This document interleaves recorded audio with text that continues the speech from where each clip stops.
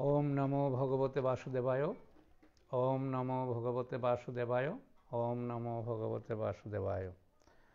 ओम अखंडमंडलाकारं व्याप्तं येन चराचरं तत्पदं दर्शितं येन तस्मै श्रीगुरवे नमः। अज्ञानतिमिरान्धस्य ज्ञानाञ्जनशलाकया चक्षुरुन्मीलितं येन तस्मै श्रीगुरवे नमः।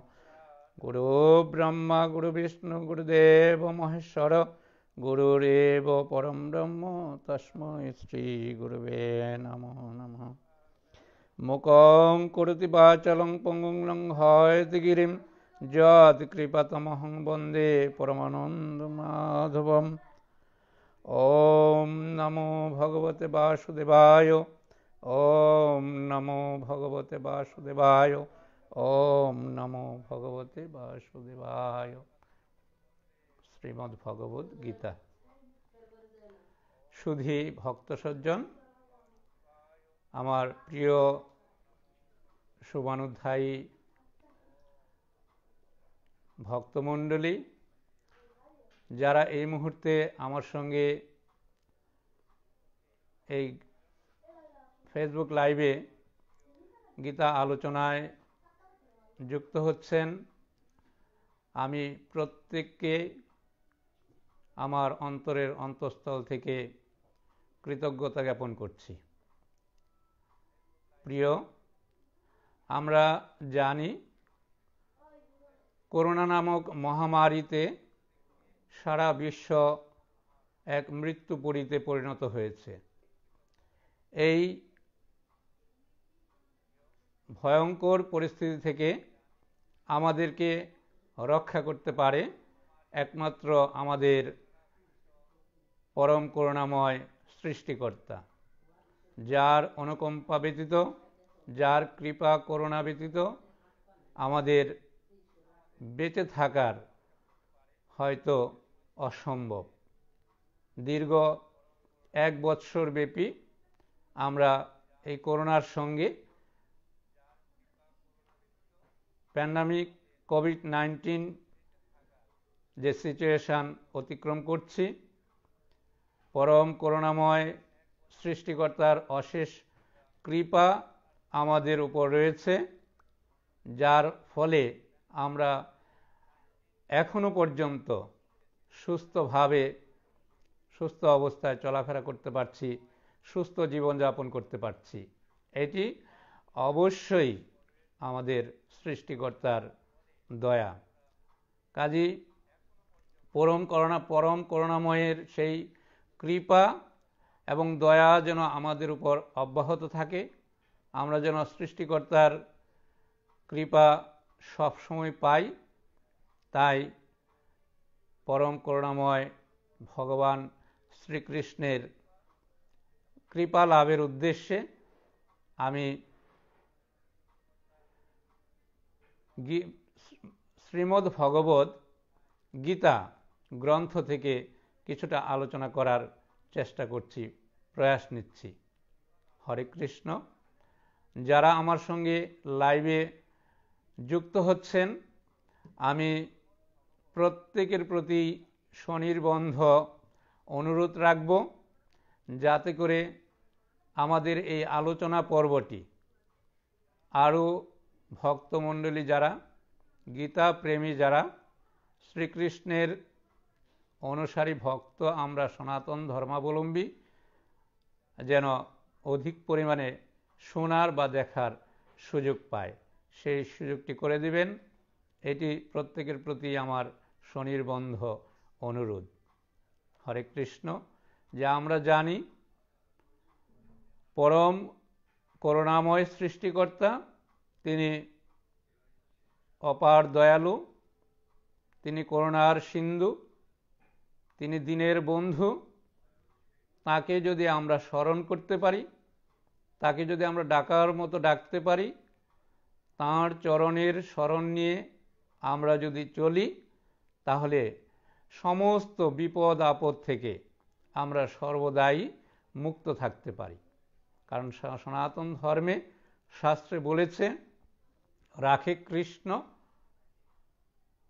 বলেছেন যে আমাদেরকে পালে কৃষ্ণ, রাখে কৃষ্ণ, মারেও কৃষ্ণ। অর্থাৎ তিনিই সব, যিনি আমাদের সৃষ্টি করেছেন, তিনিই আমাদের রক্ষা করেন, তিনিই আমাদের জীবন চলার পথের তিনি সারথি হন। আমরা আজকে এখানে আলোচনায় যুক্ত হয়েছি। আমার আলোচনার উদ্দেশ্য বা সংকল্প হচ্ছে বিশ্ব মানব কল্যাণে, বিশ্ব মানব জাতির কল্যাণ কামনায় আমরা শ্রীমদ্ ভগবদ্ গীতারূপ অমৃত পান করার বা আস্বাদন করার জন্য এইখানে আজকের এই প্রয়াস।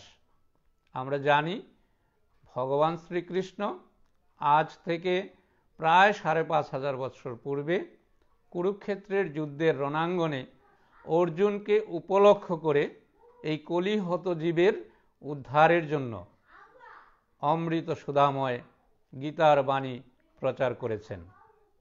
প্রিয় সুধী মণ্ডলী, আপনারা অবগত, সেটি জানেন, কারণ গীতা অতি প্রাচীন গ্রন্থ। যেমন সনাতন ধর্মাবলম্বী আমরা, আমাদের ধর্মটি যেমন অতি প্রাচীন। সনাতন শব্দের অর্থ আমরা জানি, সনাতন মানেই হচ্ছে অনাদির আদি, একেবারেই প্রাচীন, যা আদিতে ছিল, বর্তমানে আছে, ভবিষ্যতেও থাকবে। তেমনি গীতা গ্রন্থটিও অতি প্রাচীন এবং সনাতন গ্রন্থ, যেটি স্বয়ং ভগবান শ্রীকৃষ্ণের মুখনিসৃত বাণী। আমরা জানি আমাদের সনাতন ধর্মে মূল ধর্মগ্রন্থ হচ্ছে বেদ। আমাদের সেই বেদের রয়েছে আমাদের 4 বেদ, রয়েছে পুরাণ, রয়েছে উপপুরাণ, রয়েছে আমাদের 14 শাস্ত্র, নীতিশাস্ত্র, আমাদের রয়েছে মহাভারতের মতো মহাগ্রন্থ, আমাদের রয়েছে ভাগবত গ্রন্থ, আমাদের রয়েছে শ্রী চৈতন্য চরিতামৃত গ্রন্থ সহ অসংখ্য আমাদের ধর্মীয় গ্রন্থাবলী রয়েছে। যেই সমস্ত গ্রন্থ আস্বাদনের মাধ্যমে আমরা কিন্তু আমাদের জীবনের চলার যে পথ, সেটি কিন্তু আমরা ঠিক করতে পারি। আমাদের উদ্দেশ্য, আমাদের মানব জনমের যে সার্থকতা, কিভাবে আমরা আমাদের জীবনকে ধন্য করতে পারি, জনমটাকে সার্থক করতে পারি, মানবের কল্যাণে উৎসর্গ করতে পারি, সেই সমস্ত বিষয়াবলী, সমস্ত কিছু আমাদের সনাতন ধর্মের মূল ধর্মগ্রন্থগুলিতে রয়েছে। তারপরও আমরা যেটি দেখি যে একটিমাত্র গ্রন্থে সব কিছু পাওয়া অনেক দুরূহ। যে আমরা বেদ হচ্ছে জ্ঞানের ভাণ্ডার, ভাগবত হচ্ছে রসের ভাণ্ডার, চৈতন্য চরিতামৃত গ্রন্থ হচ্ছে প্রেমের ভাণ্ডার। তাহলে জ্ঞানামৃত, রসামৃত, প্রেমামৃত আমরা পাচ্ছি, কিন্তু তার বাইরেও আমরা কিন্তু লক্ষ্য যদি করি, তাহলে আমাদের আরেকটি বিষয় রয়ে গেছে। আমরা অনেক সময়ই সমস্ত কিছু একত্রে সন্নিবেশিত করার সুযোগ থাকে না। এই সুযোগটি করে দিয়েছেন আজ থেকে প্রায় ৫,৫০০ বৎসর পূর্বে কুরুক্ষেত্রের যুদ্ধের রণাঙ্গনে ভগবান শ্রীকৃষ্ণ অর্জুনকে উপলক্ষ করে শ্রীমদ্ ভগবদ্ গীতা প্রদানের মাধ্যমে। আমরা জানি যে গীতাতে রয়েছে জ্ঞান, কর্ম এবং ভক্তি, তিনটির সমন্বিত যে রূপ, সমন্বিত প্রয়াস, যেটি একমাত্র গ্রন্থ সেটি হচ্ছে গীতা গ্রন্থ। গীতার থেকে জ্ঞানীরা জ্ঞান আহরণ করতে পারে, কর্মীরা কর্মের প্রেরণা লাভ করতে পারে, আর যারা জ্ঞানী নয়, কর্মীও নয়, যারা ভক্ত, তারা ভক্তির সঞ্চার বা সেই ভক্তিপথে চলার প্রয়াস লাভ করার সুযোগ পায় এই শ্রীমদ্ ভগবদ্ গীতার মাধ্যমে। আমরা মানব জন্ম লাভ করেছি। আমি সনাতন ধর্মাবলম্বী, আমরা জন্মান্তরবাদে বিশ্বাসী। আমাদেরকে লক্ষ লক্ষ জন্ম অতিক্রম করতে হয়। শাস্ত্র বলছে যে ৮৪ লক্ষ জন্ম আমরা ভ্রমণ করি, অর্থাৎ ৮৪ লক্ষবার বিভিন্ন প্রজাতি, বৃক্ষরাজি, প্রাণীকুল, উদ্ভিদ, প্রাণী, জলজ, কৃমিজ, বিভিন্ন ধরনের পক্ষীকুল, বিভিন্ন প্রজাতির জন্ম নিয়ে নিয়ে আমরা কিন্তু ধীরে ধীরে আমাদের ঊর্ধ্ব স্তরে এসে ৮০ লক্ষ জন্ম পেরিয়ে তারপর এই দুর্লভ মানব জন্মটি লাভ করার প্রয়াস পেয়েছি। হরে কৃষ্ণ সুধীবৃন্দ, কাজে এই যে দুর্লভ একটি মানব জন্ম, এই মানব জন্মটি মৃত্যুতেই শেষ হয়ে যাবে তা কিন্তু নয়। সুযোগ রয়েছে আমাদের এই মানব জন্মকে আমরা সার্থক করতে পারি, ধন্য করতে পারি। শাস্ত্রে বলছে, সেই ধন্য নরলোকে লোকে যারে নাহি ভুলে মনের মন্দিরে সেবে সর্বক্ষণ।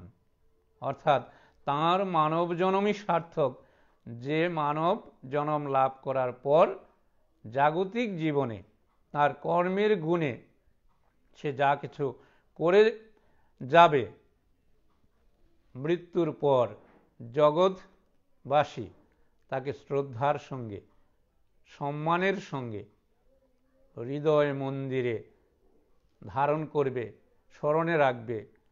সেই মানবের মানব জন্মটাই সার্থক হবে। আর সেই সার্থকতার প্রয়াসে এই মানব জন্মকে সার্থক করতে হলে আমাদেরকে অবশ্যই, আমরা যারা সনাতন ধর্মাবলম্বী, আমাদেরকে অবশ্যই গীতার আশ্রয়ে আশ্রিত হতে হবে। আমি যেটি বলছিলাম, আমাদের উদ্দেশ্যটি হচ্ছে মানব কল্যাণ, মানব জাতির কল্যাণে। কি করে হবে? বলা হয়েছে, সৃষ্টিকর্তা যদি সন্তুষ্ট হয়, অর্থাৎ ঈশ্বর যদি সন্তুষ্ট হয়, ভগবান যদি সন্তুষ্ট হয়, সৃষ্টিকর্তা সন্তুষ্ট হলে আমরা সৃষ্টিকর্তার কাছে যা প্রার্থনা করি তাই কিন্তু পাই। অর্থাৎ প্রভুকে সন্তুষ্ট করতে পারলে প্রভুর কাছে যা চাওয়া যায় প্রভু তাই দিয়ে থাকেন।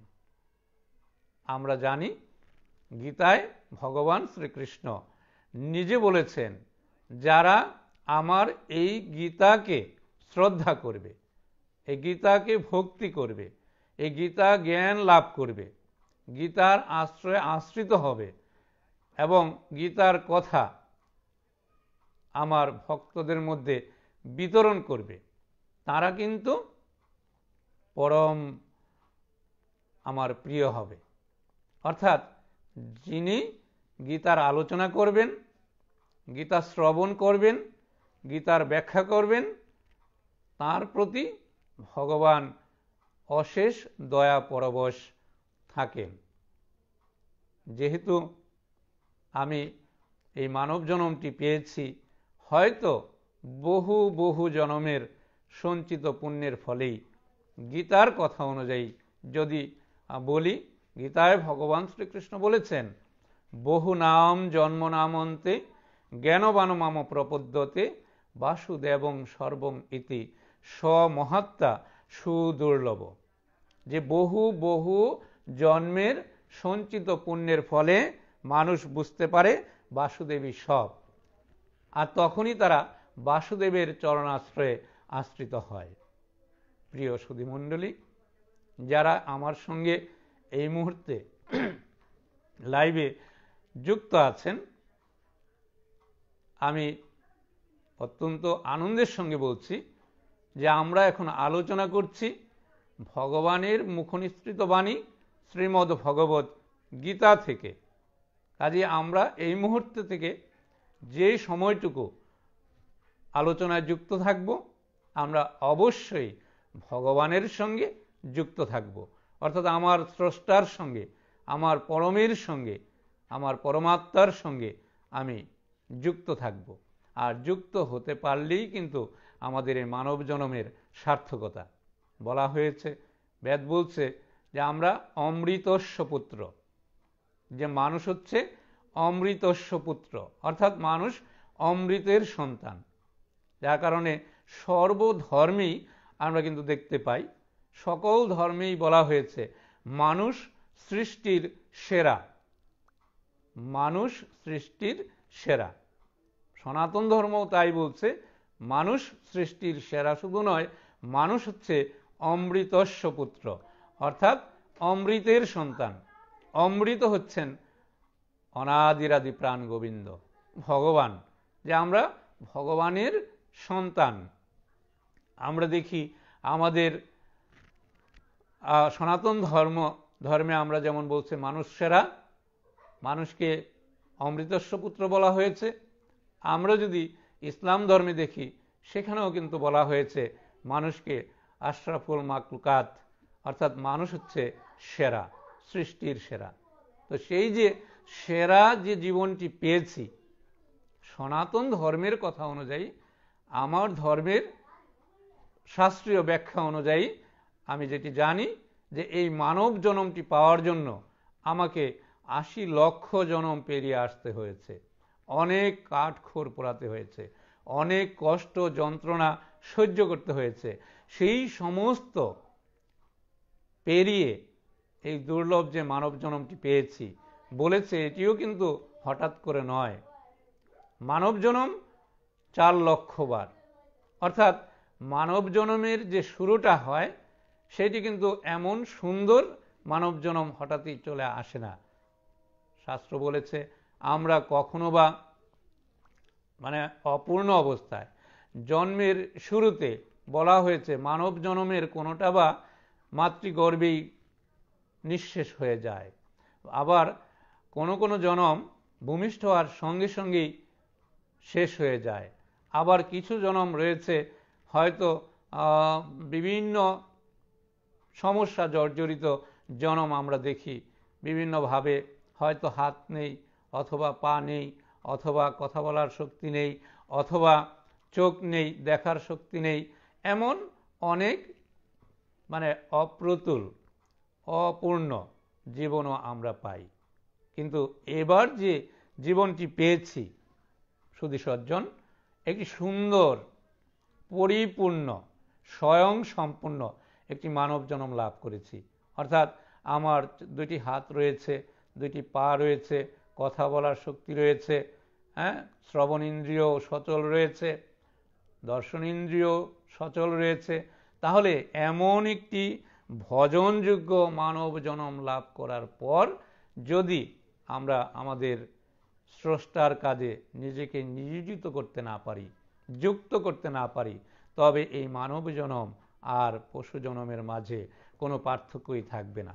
আমরা ভগবান শ্রীকৃষ্ণের যে ৭৮ শতনাম, সেখানে যদি দেখি, সেখানে কিন্তু পয়ারে আমরা দেখতে পাই, দিন গেল মিছে কাজে, রাত্রি গেল নিদ্রে, না ভজিনু রাধা কৃষ্ণ চরণার বৃন্দে, কৃষ্ণ ভজিবার তরে সংসারে আইনু, মিছে মায়ায় বদ্ধ হয়ে বৃক্ষসম হইন।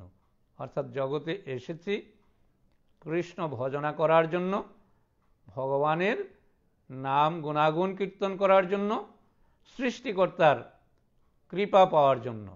কিন্তু এখানে এসে মায়ার জগতে পড়ে, মায়ায় সমস্ত কিছু ভুলে গিয়ে এখন আর আসল যে উদ্দেশ্য সেই জায়গাতে নেই।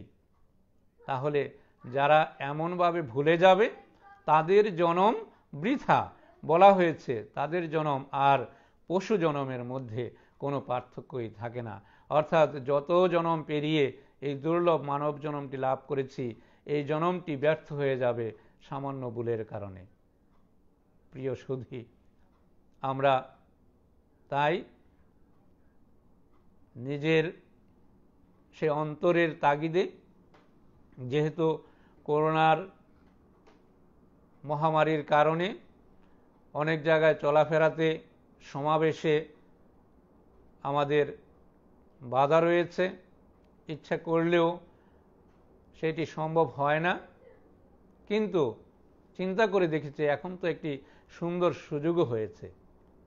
কারণ আমরা শিক্ষা প্রতিষ্ঠানের, আমি শিক্ষক, দীর্ঘদিন যাবৎ শ্রেণীকক্ষের বাইরে রয়েছি। বর্তমান সরকারের মাননীয় প্রধানমন্ত্রীর ঐকান্তিক ইচ্ছা এবং প্রচেষ্টায় অনলাইন ভিত্তিক শ্রেণী কার্যক্রম শুরু হয়েছে। এখন পাঠদান চলছে অনলাইনের মাধ্যমে ঘরে বসে।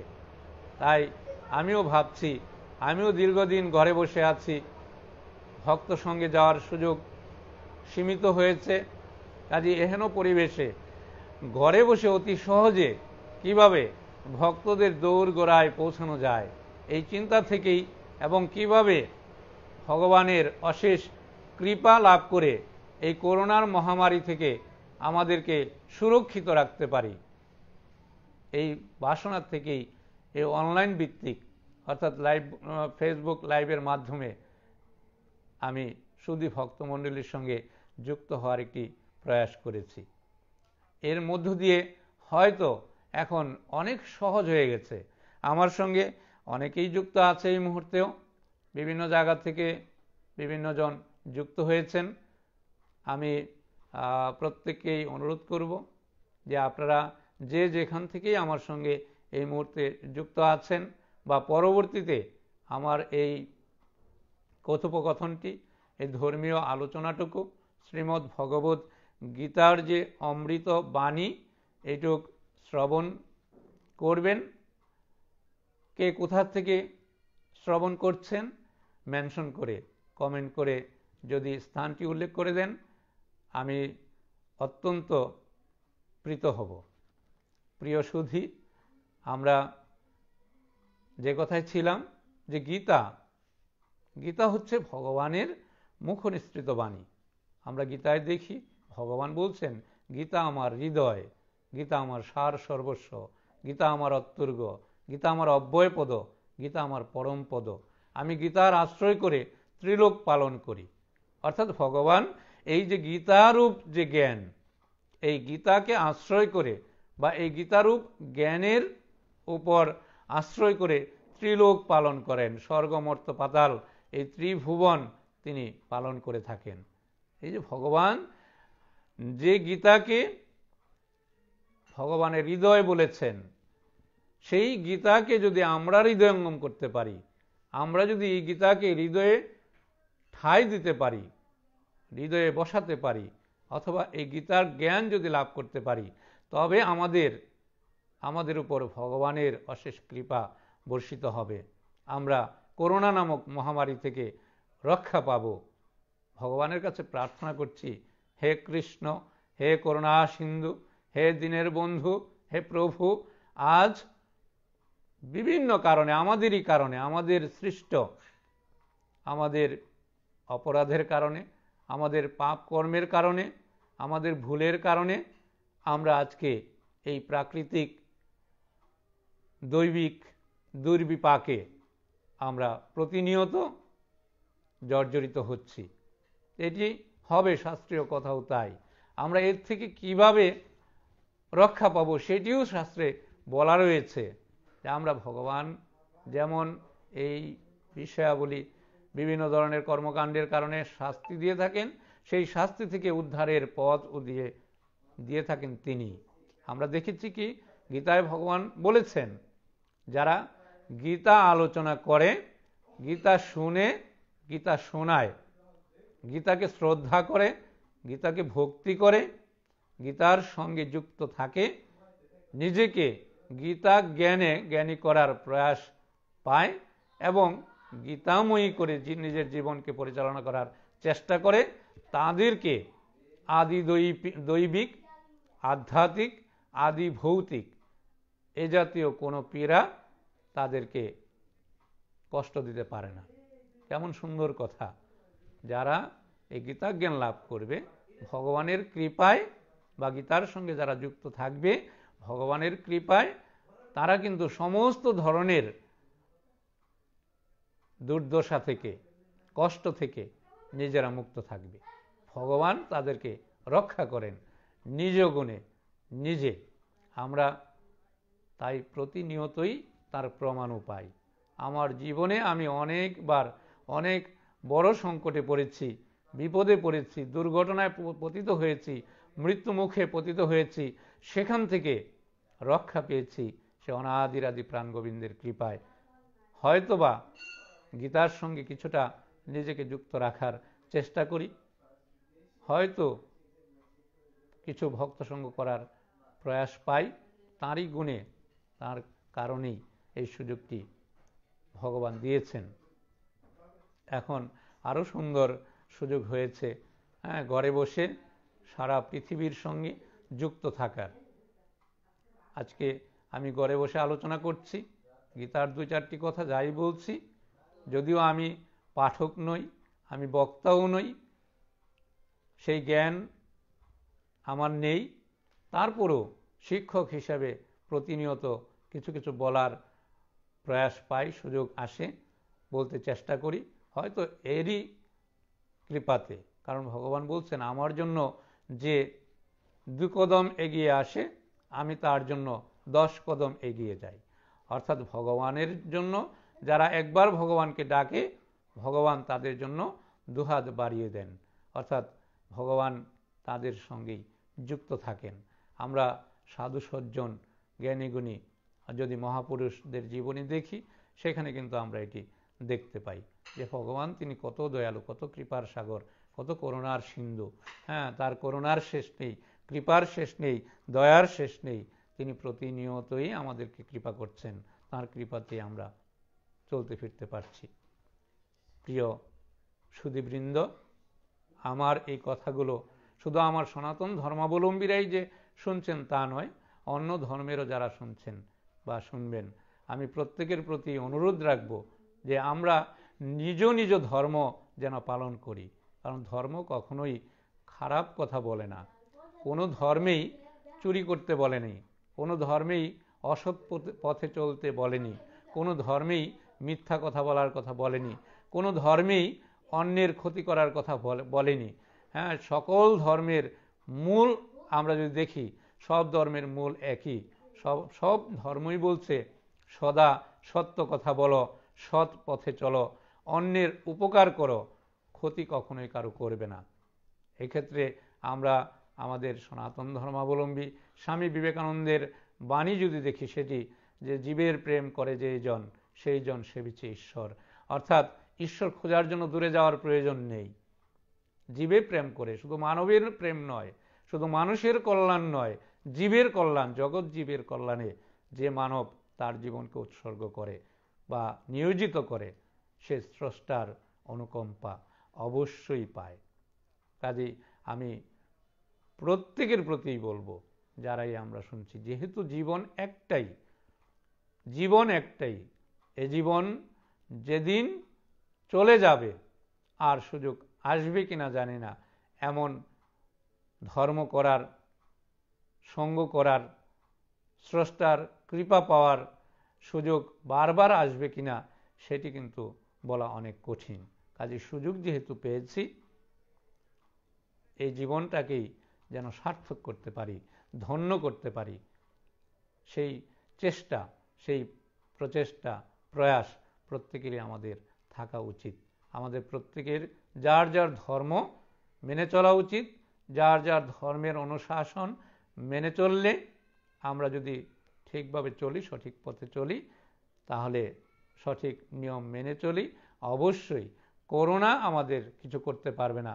করোনা থেকে আমরা মুক্ত হব, স্রষ্টা সৃষ্টিকর্তা আমাদেরকে রক্ষা করবেন।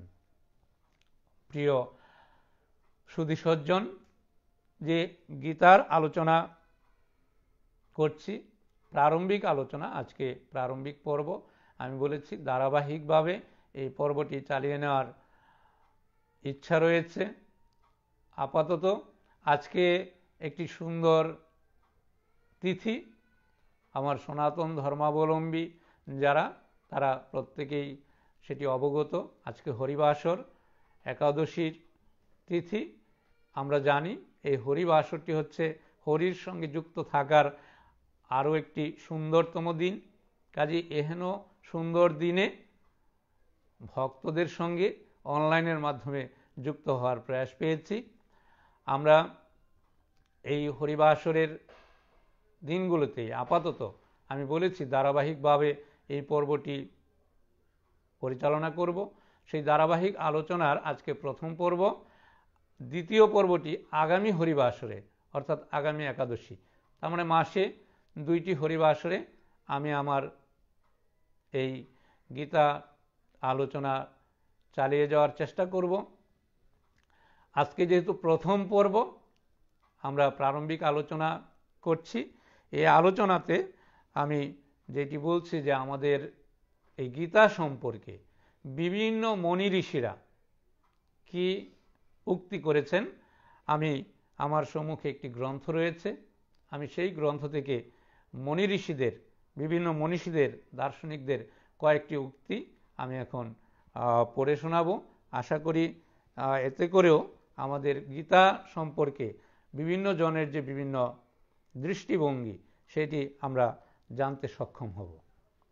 প্রিয় সুধীবৃন্দ, প্রথমেই আমি শ্রীমদ্ ভগবদ্ গীতা সম্পর্কে বিশ্বের প্রখ্যাত মনীষীদের অভিমত। এখানে লিখেছেন, শ্রীমদ্ ভগবদ্ গীতা রচনার পর থেকে এ পর্যন্ত বহু মনীষী, দার্শনিক, সাহিত্যিক, ধর্মবেত্তা, সাধক, রাজা, বাদশাহ, ঋষি, রাষ্ট্রনায়ক, রাষ্ট্রপ্রধান, সমাজসেবক, বিদেশি সম্মানিত নাগরিক প্রমুখ এই পবিত্র ধর্মগ্রন্থের উপর তাদের সারগর্ব মূল্যবান অভিমত ও মন্তব্য ব্যক্ত করেছেন, যা নিয়ে প্রদত্ত নিম্নে প্রদত্ত হলো। আমরা কয়েকজনের মন্তব্য এখানে উল্লেখ করা হয়েছে। আমি তার মধ্য থেকে কয়েকটি মন্তব্য সুধী যারা আমার সঙ্গে ভিউয়ার্স আছেন, শ্রোতা আছেন, ভক্তমণ্ডলী এবং সুধীজন, সম্মানিতজন, তাদের উদ্দেশ্যে আমি পাঠ করছি। প্রথমেই এখানে উল্লেখ করা হয়েছে মুঘল সম্রাট শাহজাহানের বড় ছেলের কথা। মুঘল সম্রাট শাহজাহানের বড় ছেলে দারাশিকো শ্রী গীতা ফার্সি অনুবাদের ভূমিকায় লিখেছেন। অর্থাৎ গীতাটি যখন ফার্সি অনুবাদে, আমরা জানি প্রথম গীতা সংস্কৃত অনুবাদেই ছিল, সেটিকে ফার্সি অনুবাদের ভূমিকায় তিনি লিখেছেন। গীতা স্বর্গীয় আনন্দের অফুরন্ত উৎস। কেমন সুন্দর কথা! গীতা হচ্ছে স্বর্গীয় আনন্দের অফুরন্ত উৎস। গীতায় দেখানো হয়েছে সর্বোচ্চ সত্য লাভের সহজ পথ। সর্বোচ্চ সত্য বলতে আমরা পরম সৃষ্টিকর্তাকে লাভ করার যে পথ, সৃষ্টিকর্তাকে লাভ করার যে উপায়, আমরা সেইটিকেই বুঝি। সেই সত্য লাভের সহজ পথ হচ্ছে গীতা। ব্যাখ্যা করা হয়েছে ব্রহ্মবিদ্যার কথা। গীতায় দেখিয়েছেন ইহলোক আর পরলোকের অপার রহস্য। শুধু ভক্ত সজ্জন।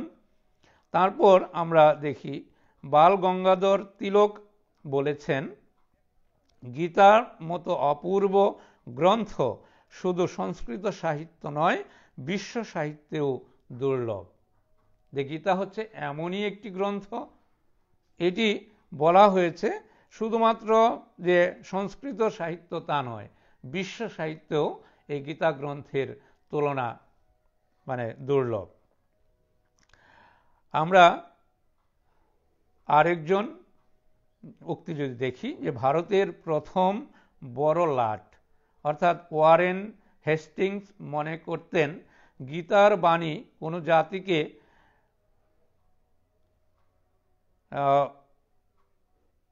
গৌরবের সবচেয়ে উঁচু আসনে অধিষ্ঠিত করতে পারে। তিনি কি বলছেন? যে ভারতের প্রথম বড়লাট অর্থাৎ ব্রিটিশ শাসন আমলে বড়লাট সাহেব যিনি ছিল তিনি লিখছেন, গীতার বাণী কোনো জাতিকে গৌরবের সবচেয়ে উঁচু আসনে অধিষ্ঠিত করতে পারে। তিনি বলেছেন,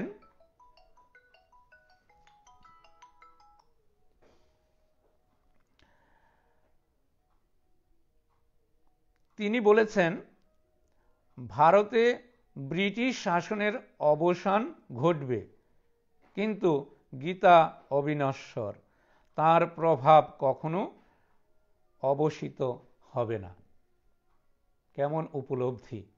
গীতা হচ্ছে এমনই একটি গ্রন্থ যেটি অবিনশ্বর, সনাতন, চিরভাস্বর, যার মহিমা কীর্তন করে শেষ করা যায় না। আমরা দেখেছি ৫,৫০০ বৎসর ব্যাপী এই গীতার ব্যাখ্যা হচ্ছে, গীতার আলোচনা হচ্ছে, বিভিন্ন ভাষায় গীতা রচিত হচ্ছে।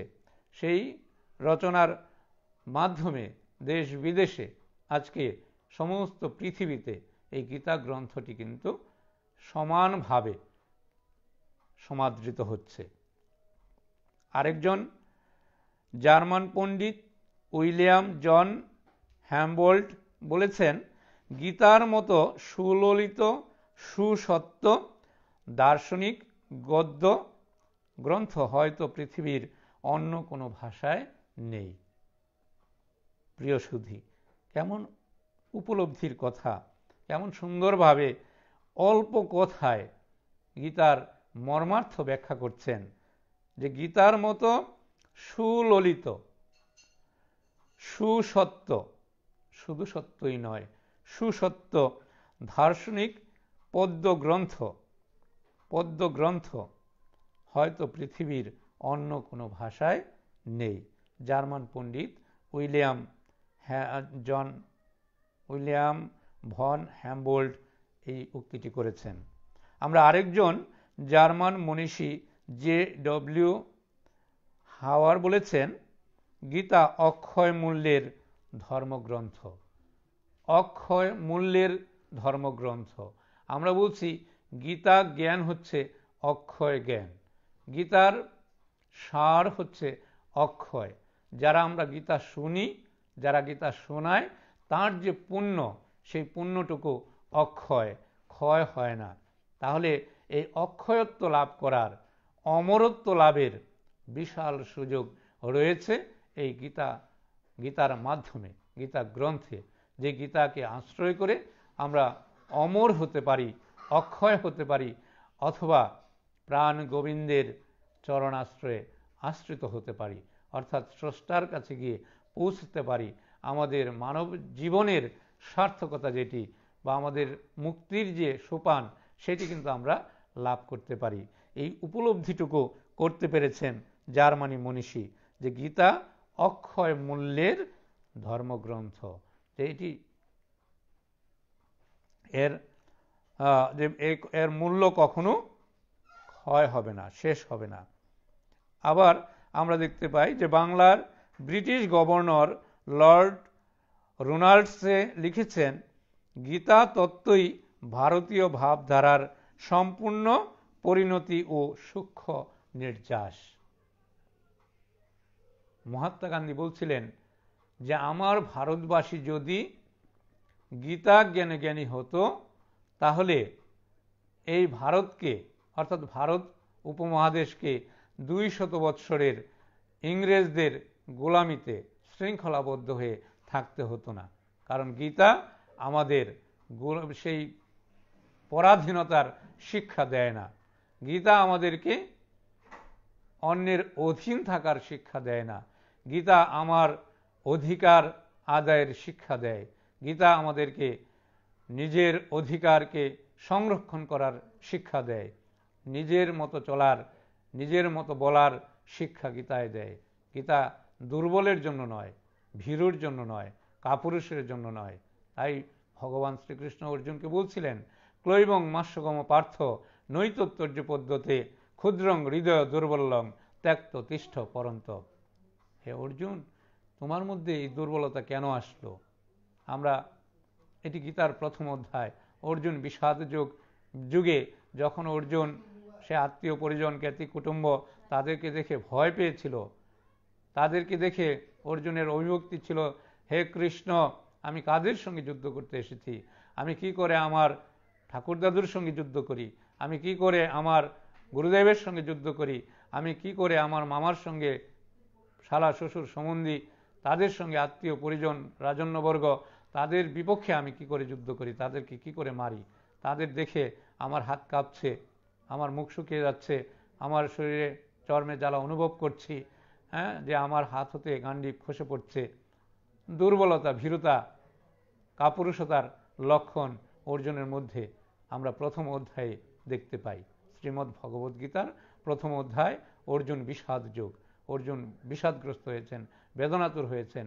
তার পরিপ্রেক্ষিতে আমরা দেখতে পাই ভগবান শ্রীকৃষ্ণ কিন্তু এটি বলেছেন দ্বিতীয় অধ্যায়ে, ক্লৈবং মাস্যগম পার্থ নৈতত্তর্য পদ্ধতে ক্ষুদ্রং হৃদয় দুর্বলং তিষ্ঠ পরন্তপ। কোথা থেকে তোমার মনে এই ভাব আসলো, এই দুর্বলতা আসলো, কেন আসলো? এটি কিন্তু ভগবান শ্রীকৃষ্ণ অর্জুনকে বলেছেন যে যারা ভীরু, যারা কাপুরুষ, যারা দুর্বল, তারা কখনোই জগতের মঙ্গল করতে পারে না, না নিজের মঙ্গল করতে পারে, না জগতের কল্যাণ করতে পারে। তাদের দিয়ে জগৎ কল্যাণের কোনো কিছু হয় না। কাজেই তুমি এই দুর্বলতাকে কাটাও, ভীরুতাকে কাটাও, উঠো, তুমি যুদ্ধের জন্য প্রস্তুত হও। এখানেও আমরা কিন্তু এই কথাটি মহাত্মা গান্ধীও তাই বলছিলেন, যদি গীতা জ্ঞান লাভ করতো আমার ভারতবাসী, তাহলে তারা আমাদেরকে এই 200 বৎসরের ইংরেজ শৃঙ্খলাবদ্ধে অর্থাৎ পরাধীনতার শৃঙ্খলে থাকতে হতো না। আমরা আরো অনেক আগেই স্বাধীন হয়ে যেতে পারতাম। প্রিয় সুধী, আমরা এমনভাবে আরো অনেক ব্যাখ্যা, মন্তব্য আমরা দেখতে পাই। বিভিন্ন জন আরো অনেক মন্তব্য করেছেন। তার মাঝে আমরা যদি দেখি, শঙ্করাচার্য বারবার বলেছেন, প্রভুপাদ শঙ্করাচার্য তিনি বারবার বলেছেন গীতার আসল উদ্দেশ্য আমাদের মুক্তির পথ দেখানো। গীতার আসল উদ্দেশ্য হচ্ছে আমাদের মুক্তির পথ দেখানো, আমাদের উদ্ধারের পথ দেখানো। যে আমরা জন্মগ্রহণ করেছি, মৃত্যুবরণ করব। জাতস্য হি ধ্রুব মৃত্যু ধ্রুবং জন্ম মৃতস্য চ তস্মাদ পরিহার্য হর্তে নতং শুচিত মহর্ষি। যার জন্ম হয়েছে তার মৃত্যু অবশ্যম্ভাবী। যে জন্মগ্রহণ করেছে সে অবশ্যই মৃত্যুবরণ করবে। তাহলে আমি জন্মগ্রহণ করেছি, আমারও মৃত্যু নিশ্চিত। যেহেতু মৃত্যু নিশ্চিত, মৃত্যুবরণ করতেই হবে, মৃত্যুকে আলিঙ্গন করতে হবে। মৃত্যুর স্বাদ গ্রহণ না করে এই জগৎ থেকে কেউ জগতে থাকতে পারবে না।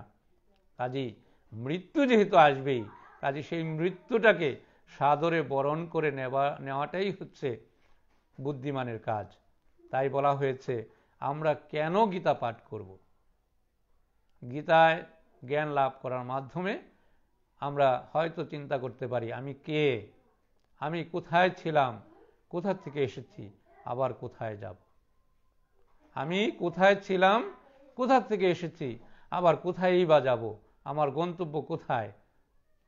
কাজে এই প্রশ্ন যখন আমার মনে উদয় হবে, তখনই বোঝা যাবে যে হ্যাঁ, গীতার জ্ঞান নিজের মধ্যে চলে আসছে। আর তখনই খুঁজতে শুরু করতে হবে, আমি কে, আমি কোথা থেকে এসেছি, আবার কোথায় যাব, আমার কি করা উচিত, কি করতে আমি এসেছি। এটি বুঝে তখন কিন্তু আমরা আমাদের সঠিক গন্তব্যে যেতে পারি। আর সেই গন্তব্যে যাওয়ার অবলম্বন, পথ প্রদর্শক হচ্ছে শ্রীমদ্ ভগবত গীতা। গীতা আমাদেরকে দেখিয়ে দেয় কোন পথে গেলে আমি সেই পরমের সন্ধান পাব, কোনভাবে চললে, কার সঙ্গে যুক্ত থাকলে, কি করলে আমি আমার সঠিক গন্তব্যে পৌঁছতে সক্ষম হব। তাই প্রভু শঙ্করাচার্য তাই বলছেন গীতার আসল উদ্দেশ্য হচ্ছে আমাদের মুক্তির পথ দেখানো, শুধু কর্মে প্রবৃত্ত করা নয়, সুখ মোহ আদি মধ্যে আমাদেরকে সংযুক্ত করে রাখাই নয়, যে আমরা সুখ মোহে সংসার শৃঙ্খলে আবদ্ধ হয়ে যাওয়ার মধ্যে নয়। আমাদের এই মানব জনমটা শৃঙ্খলাবদ্ধ থাকার জন্য নয়, শৃঙ্খল মুক্ত হওয়ার জন্য। মানব জনমটাকে আমরা তখনই ধন্য মনে করতে পারবো যখন আমরা শৃঙ্খল থেকে মুক্ত হতে পারবো। তো সেই শৃঙ্খল থেকে মুক্ত হওয়ার সহায় উপায় হচ্ছে শ্রীমদ্ ভগবত গীতা। তাই এটি বলছেন। আমরা আরেকজন যদি দেখি যে শ্রী গীতার সাম্প্রদায়িক বিকৃত ব্যাখ্যায় ব্যথিত হয়ে প্রসিদ্ধ মহারাষ্ট্র টিকাকার বামন পণ্ডিত লিখেছেন। অর্থাৎ গীতাকে কেউ কেউ আছেন এটি বিকৃত ব্যাখ্যা করেন, গীতার সমালোচনা করেন, অথবা গীতাকে নিয়ে বিভিন্ন ধরনের কটূক্তি করেন। আমরা জানি এই উদ্দেশ্যে একজন টিকাকার মহারাষ্ট্রের তিনি লিখেছেন, হে ভগবান, হে ভগবান, এই কলিযুগে যে যে গীতার্থ যুজিত হইয়াছে তাহা নিজ নিজ মতানুরূপ। কোনো কারণে কোনো লোক গীতার্থের অন্যথা ব্যাখ্যা করিয়াছেন। ওই বড় লোকদের কাজ আমার ভালো লাগে না, কি করিব ভগবান। বিভিন্ন জন, অর্থাৎ মানে স্বার্থান্ধ মোহান্ধ জগৎ, স্বার্থে অন্ধ হয়ে আমরা জগতে চলছি। প্রতিনিয়তই আমরা প্রত্যেকেই শুধু নিজেদের সেই কিভাবে সম্পদের পাহাড়, অর্থাৎ জাগতিক ধন সম্পদের পাহাড় গড়তে পারি, সেটি সেই বৈধ হোক অবৈধ হোক, সেটি অন্যের ক্ষতি করে হোক, অন্যের মাথায় বাড়ি দিয়ে হোক, নিজের সম্পদের পাহাড় গড়ার জন্য প্রতিযোগিতায় নেমেছি। তাই বিভিন্ন জন এই গীতাকেও নিজেদের মতো করে ব্যাখ্যা করে, নিজেদের মতো করে বিশ্লেষণ করে নিজেদের স্বার্থে নেওয়ার চেষ্টা করছেন। এই বিষয়ই আমরা এখানে দেখতে পাচ্ছি। টিকাকার যেটি বলছেন, হে ভগবান, এই কলিযুগে যে যে গীতার্থ যুজিত হইয়াছে তাহা নিজ নিজ মতানুরূপ। অর্থাৎ তুমি যে গীতার মূল তত্ত্ব ব্যাখ্যা করেছ, সেই তত্ত্ব থেকে অনেকেই অনেক দূর চলে গেছে, নিজেদের মতো করে ব্যাখ্যা করছে। কোনো কারণে কোনো লোক গীতার্থের অন্যথা ব্যাখ্যা করিয়াছেন, ওই বড় লোকদের কাজ আমার ভালো লাগে না, কি করিব ভগবান। একজন ভক্ত যিনি প্রকৃত গীতাজ্ঞানী, গীতাজ্ঞান লাভ করেছেন, ভগবানের সঙ্গে যুক্ত হয়েছেন, তার মনোব্যক্তি এটি, মনের বেদনা এটি, মনের কাকুতি এটি, হে প্রভু কি করব এখন। আর আমরা জানি একজন ভক্ত, যে ভক্ত হচ্ছে দিনহীন। ভক্ত কেমন? চৈতন্য চরিতামৃত গ্রন্থে লিখেছেন, আমরা দেখি ভক্ত হচ্ছে এমন, তৃণাদপি শুনিচেন তরুরপি সহিষ্ণুনা অমানিনা মানদেন কীর্তনিয়া সদা হরি। যে ভক্ত হবে তৃণের মতো, বৃক্ষলতা তরুলতার মতো ধৈর্যশীল সহ্যশীল, সে সর্বদাই মানে এমন নম্র ভদ্র হবে, সর্বদাই সে সব কিছু সহ্য করবে, ধৈর্য ধারণ করবে, এবং সর্বদাই সে ভগবানের নাম সংকীর্তনে নিজেকে যুক্ত রাখবে। সেই তো আমার ভক্ত হবে। গীতায়ও কিন্তু ভগবান শ্রীকৃষ্ণ এই কথা বলেছেন, আমার ভক্ত হবে নিরহংকারী, আমার ভক্ত হবে অক্রোধী, আমার ভক্ত হবে নির্লোভী, আমার ভক্ত হবে মিত্র ভাবাপন্ন, সকলের প্রতি দয়াবান, সে হবে আমার ভক্ত। অর্থাৎ ভগবানের কৃপা যে লাভ করবে, সে ভগবানের ভক্ত হতে হবে। আর ভগবানের ভক্ত হতে হলে ভগবানের সঙ্গে যুক্ত থাকার প্রয়াস পেতে হবে। যদি সেই যুক্ততা থাকা যায়, তবেই ভগবানের কৃপাও লাভ করা যাবে। প্রিয় সুধী সজ্জন, আমরা আরও দু একটি উক্তি দেখে যদি দেখতে চাই, অনেক সুন্দর সুন্দর বিভিন্ন জন এখানে ব্যাখ্যা করেছেন, সুন্দর উক্তি লিপিবদ্ধ করেছেন।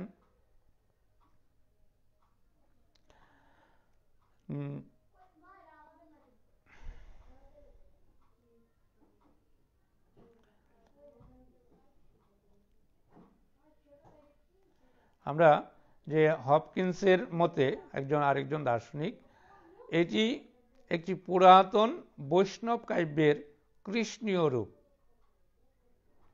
আবার বৈষ্ণব কাব্যটি পূর্বে একটি সম্প্রদায় নিরপেক্ষ রচনা ছিল, সম্ভবত কোনো অবার্চিন উপনিষদ।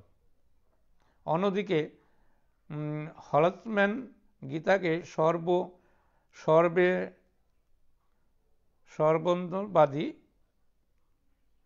সর্বেশ্বরবাদী কাব্যের বৈষ্ণব সংস্করণ বলে মনে করেন। অর্থাৎ এটি বলা হয়েছে যে গীতা হচ্ছে সর্বকালের সর্বশ্রেষ্ঠ এবং ভগবানের মুখনিসৃত বাণী। অন্তত আমরা সনাতন ধর্মাবলম্বী যারা, আমরা এটি বিশ্বাস করি, এটি হৃদয়ে ধারণ করি এবং সেই পথেই চলার বাসনা করি। হরে কৃষ্ণ। সুধী সজ্জন, আমার সঙ্গে অনেকেই যুক্ত রয়েছে, যারা আমার সঙ্গে যুক্ত থেকে এই শ্রীমদ্ ভগবত গীতার আলোচনা শ্রবণ করছেন, আমি প্রত্যেককে পরম করুণাময় ভগবান শ্রীকৃষ্ণের কৃপা বর্ষিত হোক প্রত্যেকের, সেই প্রার্থনা করছি। এবং আমরা যারা এই আলোচনায় যুক্ত হয়েছি, যেখানে যে অবস্থায়, কারণ আমরা কলির জীব, বলা হয়েছে সত্য ত্রেতা দাপর কলি, সত্যযুগ ত্রেতাযুগ দাপর যুগ পেরিয়ে আমরা কলিতে এসেছি। কেউ বা বলছে কলি হচ্ছে কলসযুক্ত, পাপে পাপাচারযুক্ত, এবং কলির জীব পাপাচ্ছন্ন। কলির জীবন, কারো মতে যে কলির জীবন হচ্ছে অল্পায়ু জীব, তারা কখনোই ভগবানকে লাভ করার সুযোগ খুব কমই পেয়ে থাকে। কিন্তু আমি বলছি না, কলির জীব হচ্ছে ধন্য জীব, কলির মানব জন্ম হচ্ছে সার্থক। কারণ আমরা গীতায় ভগবান শ্রীকৃষ্ণ যেটি বলেছিলেন, যদা যদা হি ধর্মস্য গ্লানির্ভবতি ভারত অভ্যুত্থানম অধর্মস্য তদাত্মনম সৃজমঃ পরিত্রাণায় সাধুনাং বিনাশায় চ দুষ্কৃতাম ধর্ম সংস্থাপনার্থায় সমবামি যুগে যুগে। ভগবান যুগে যুগে আসেন। কখন? যখনই ধর্মের অধঃপতন হয়, দুরাচারী অত্যাচারীদের অত্যাচার বেড়ে যায়, জগতের অকল্যাণ হতে থাকে, সাধুরা ভক্তরা যখন কষ্ট পায়, তখনই ভগবান আসেন। এসে কি করেন? সাধুদের পরিত্রাণ, সাধুদের রক্ষা করেন, দুষ্টের দমন করেন, শিষ্টের পালন করেন। ভগবান এসেছেন, সত্যতে এসেছেন, ত্রেতাতে এসেছেন, দাপরে এসেছেন, কলিতেও এসেছেন। বলা হয়েছে কলিতে তো এসেছেন একেবারেই আমাদের পাশের বাড়িতে। কলির ভগবান শ্রীমন মহাপ্রভু, যার পিতৃভূমি এই সিলেটের শ্রীহট্ট, ঢাকা দক্ষিণ। আমরা জানি, আমরা এই বঙ্গভূমিতে আমাদের জন্ম, কলির জন্ম তাই ধন্য। কলিতে এসে মহাপ্রভু যে মহামন্ত্র দিয়েছেন, হরের নাম হরের নাম হরের নামৈব কেবলম কলো নাস্তব নাস্তব নাস্তব গতির অন্যথা। কলিকালে হরিনাম বিনে জীবের উদ্ধারের আর কোনো পথ নাই নাই নাই। সেই হরিনামটা কি? হরে কৃষ্ণ কৃষ্ণ কৃষ্ণ হরে হরে, হরে রাম রাম রাম হরে হরে। এই যে মহামন্ত্র 16 নাম 32 অক্ষর, এই মন্ত্র যারা জপ করবে তারাই ভগবানকে লাভ করবে। তাহলে এই মন্ত্র জপ করার জন্য আমাদের নিজেদেরকে প্রস্তুত করতে হবে। অর্থাৎ এই মন্ত্রের ক্রিয়া যেন আমাদের মধ্যে হয়, এটিকে তৈরি করার জন্য, এই মন্ত্রটি রাখার জন্য আমাদের দেহরূপ হৃদ মন্দিরটুকুকে প্রস্তুত করতে হবে। আর সেটি প্রস্তুত করার জন্য আমাদের যে প্রস্তুতের উপায় বা অবলম্বনটি হচ্ছে শ্রীমদ্ ভগবত গীতা। বলছে গীতা কোনো নির্দিষ্ট সম্প্রদায়ের জন্য নয়, গীতা কোনো নির্দিষ্ট দেশের জন্য নয়, গীতা কোনো নির্দিষ্ট গোষ্ঠীর জন্য নয়, বলা হয়েছে গীতা সর্বকালের, সবার জন্য, সব দেশের জন্য, সকলের জন্য সমানভাবে প্রযোজ্য। অর্থাৎ গীতা জ্ঞান, ছোট বড়, ধনী গরিব, সেই সার্বজনীন। গীতা হচ্ছে একটি সার্বজনীন গ্রন্থ। এটি মানে যে খুশি, যার ইচ্ছে, সেই এই গীতা থেকে গীতা জ্ঞান লাভ করার সুযোগ পায়। সেই সুযোগটি ভগবানই গীতায় রেখেছেন। আমরা এই গীতার যে আলোচনা শুনলাম, বিভিন্ন জনের গীতার কথা আমরা এখানে মনীষীদের কথা দেখেছি, বিভিন্ন জনের বিভিন্ন বক্তব্য আমরা শুনেছি। আমরা আমাদের আরও যদি একজনের জীবনী আমরা পড়ি, ভারতের পরমাণু বিজ্ঞানী ডক্টর এপিজে আবুল কালাম, ভারতের রাষ্ট্রপতি, ভারতরত্ন উপাধিতে যিনি ভূষিত হয়েছেন, আমরা ওনার জীবনী যদি দেখি, যে তিনি ইসলাম ধর্মাবলম্বী হওয়া সত্ত্বেও তিনি প্রতিনিয়ত গীতা অধ্যয়ন করতেন, গীতা পাঠ করতেন। আমরা তার জীবনীতে পাই, পত্রিকায় নিউজ হয়েছে, তিনি যখন রাষ্ট্রপতি পদে অধিষ্ঠিত হয়েছেন, আসীন হয়েছেন, তখন বিভিন্ন পত্রপত্রিকায় তার দৈনন্দিন জীবনালেখ্য নিয়ে বিভিন্ন প্রতিবেদন ছাপানো হয়েছে। সেখানে উল্লেখ করা হয়েছে যে তিনি ইসলাম ধর্মাবলম্বী হওয়া সত্ত্বেও তিনি শ্রীমদ্ ভগবত গীতা প্রতিদিন পাঠ না করে জলগ্রহণ করেন না। অর্থাৎ প্রতিদিন তিনি গীতাকে আস্বাদন করতেন, গীতা পড়তেন। গীতার যে, কারণ গীতা হচ্ছে একটি দার্শনিক গ্রন্থ। গীতা হচ্ছে, বলা হয়েছে গীতা জ্ঞান, এটি হচ্ছে বিশ্ব ব্রহ্মাণ্ডের সেই যে জ্ঞান, সে অমূল্য জ্ঞান। এই বলা হয়েছে গীতায়, যা আছে এই বিশ্ব ব্রহ্মাণ্ডে তার সবই রয়েছে গীতারূপ ভাণ্ডে। আমরা সেই মহাসমুদ্রের মহাজাগতিক জ্ঞান আস্বাদন করার সুযোগ আমাদের খুব কম।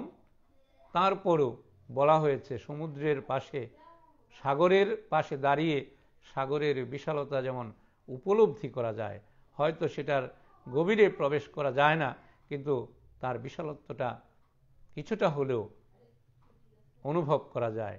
তেমনি গীতা হচ্ছে এই বিশ্ব ব্রহ্মাণ্ডের এক জাগতিক, মহাজাগতিক, মহাজ্ঞানের ভাণ্ডার, মহাসমুদ্র।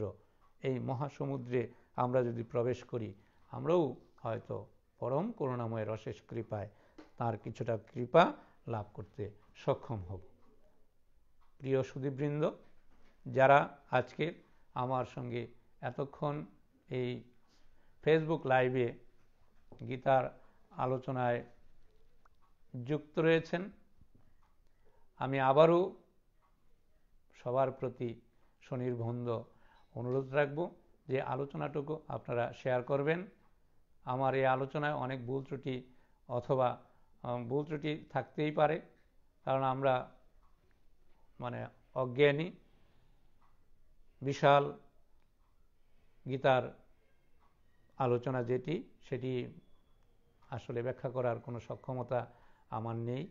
তারপরও দুঃসাহস দেখিয়েছি ভগবানেরই কৃপায়, কারণ ভগবান বলেছেন গীতাকে নিয়ে যারাই ঘাটাঘাটি করবে, নাড়াচাড়া করবে, জানুক না জানুক, বুঝুক না বুঝুক, গীতাও বলবে, অথবা সেই গীতার কথাই আলোচনা করে যাবে। গীতার 18টি নাম আছে, এই নামগুলো যারা প্রত্যহ জপ করবে অথবা স্মরণ করবে, গীতা বলবে, তাদের প্রতিও আমি অনেক দয়ালু হই, কৃপা বর্ষণ করি।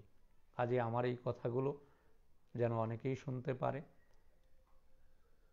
তাই সবার প্রতি অনুরোধ রাখব, আপনারা প্রত্যেকেই যার যার টাইমলাইনে আমার এই আলোচনাটুকু শেয়ার করবেন, কমেন্ট করবেন এবং আমাকে যদি কিছু উৎসাহ অনুপ্রেরণা প্রদান করেন, পরবর্তীতে আরও কিছু জ্ঞানগর্ভ আলোচনা করার প্রয়াস হয়তো তাহলে করতে পারবো।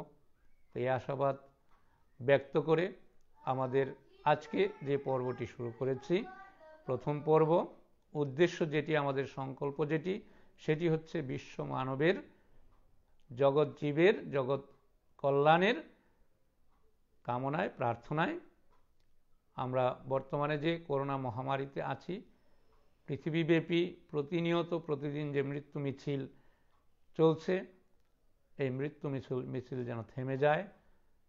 এই মৃত্যুর করাল গ্রাস থেকে, করোনার করাল গ্রাস থেকে আমরা যেন মুক্ত থাকতে পারি।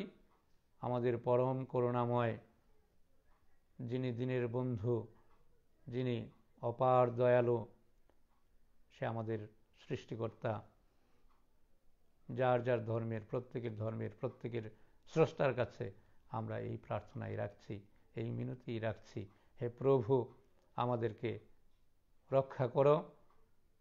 হে প্রভু, তুমি এই করোনা নামক মহামারী থেকে আমাদেরকে মুক্তি দাও। এই করোনাকে পৃথিবী থেকে উঠিয়ে নাও। মানব জাতিকে তুমি রক্ষা করো। আমরা তোমাদেরই সন্তান, তোমারই সন্তান, তোমার কৃপাতেই আমরা চলি। তোমার ইশারা বিনে জগতে কোনো কিছুই চলে না। কাজে আমাদের ভুলভ্রান্তি রয়েছে, আমাদের অজ্ঞানতা রয়েছে। আমরা ক্ষমা চাই তোমার কাছে। প্রভু, তুমি আমাদের রক্ষা করো, আমাদের জীবন রক্ষা করো, মানব জাতিকে রক্ষা করো।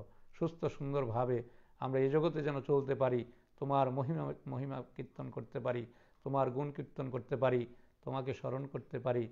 সেই কৃপা তুমি আমাদের উপর বর্ষণ করো প্রভু। আজকে আর আলোচনা না বাড়িয়ে আবার আগামী হরিবাসরে, অর্থাৎ আগামী একাদশী তিথিতে 15তম দিনে, আজ থেকে আবার 14 দিন পর দ্বিতীয় যে পর্বটি, সেই পর্বে আবারও যুক্ত হওয়ার প্রয়াস রেখে সুধী সজ্জন, ভক্তমণ্ডলী এবং সর্বজন শ্রদ্ধেয় যারা আমার পরম পূজ্যপাদ, যারাই আমার এই আলোচনাটুকু শুনেছেন বা পরবর্তীতে শুনবেন, আমি আমার এই আলোচনাটুকু, আমার একটি ইউটিউব চ্যানেল রয়েছে, অলোক চক্রবর্তীর ইউটিউব চ্যানেল, সেখানেও আমি এটি আপলোড করে দেব। আপনারা ওখানেও দেখতে পারবেন। দেখে আমাকে যদি আপনারা যদি এটি আলোচনা চালানোর মতো হয়, ভালো লাগে, বা আমার ভুল ত্রুটিগুলো থাকে ধরিয়ে দিলে আমি অত্যন্ত কৃতার্থ হব। সকলের মঙ্গল এবং সুস্বাস্থ্য কামনা করে করোনা নামক মহামারী থেকে আমরা মুক্ত হই, আবারও পরম করুণাময়ের কাছে সেই প্রার্থনা রেখে আমরা নিজেদেরকে সুরক্ষিত রেখে যখনই ঘর থেকে বের হব, আমরা যেন নিজেদের স্বাস্থ্যবিধি মেনে আমরা আমাদের নিজেদেরকে রক্ষা করি, নিজের পরিবারকে রক্ষা করি, নিজের সমাজকে রক্ষা করি, নিজের দেশকে রক্ষা করি, সমগ্র মানব জাতিকে রক্ষা করি। নিজেরা একটু সচেতন হলে আমরাই পারব সৃষ্টিকর্তার কৃপা নিয়ে এই করোনা মহামারী থেকে নিজেদেরকে রক্ষা করতে। তো সেই প্রত্যাশায় আমি আজকে এখানেই বিদায় নিচ্ছি। সবাইকে এতক্ষণ আমার সঙ্গে যুক্ত থাকার জন্য ধন্যবাদ জানাচ্ছি।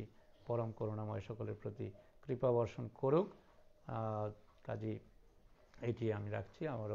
আমরা ভগবানের কৃপা প্রার্থনা রেখে এখানেই বিশ্রাম দেব। জয় জয় শ্রী গুরু প্রেমানন্দে।